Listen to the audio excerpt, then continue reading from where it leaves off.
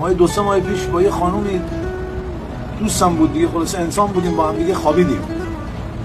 3-4-5 روز پیش اومد برگشت گفت وایسا من از اون موقع تا حالا گذشت من عادت ماهانگیم نشدم و اینا.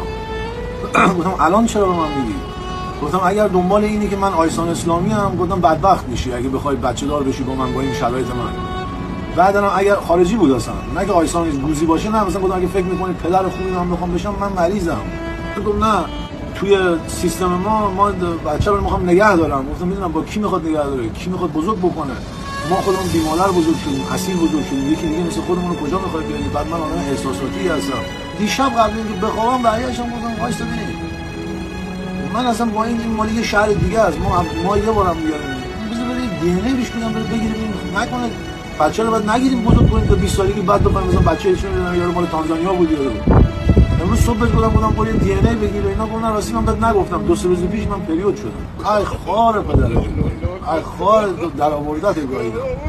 48 ساعت ما تو کما داشتیم زندگی می‌کردیم. هی تصور کن کنه بچه رو بکشو، آهنگ بذارو، همه بعد تو حال و حول و ما بچه داری و یعنی از امروز به بعد یعنی دارم بهت میگم اصلا شاید برم بدم اصلا قیچی کنم بره یه چیزی از اون پشت میزنی. آره در هر صورت که قسمت نشد عمو بشین دیگه، اینو می‌خواستم به شما بگم. آره من هنوز پسرم، به همه بگین. آره انقدر ترسیده بودم پایام جفت بود، الان سوار شدم. آره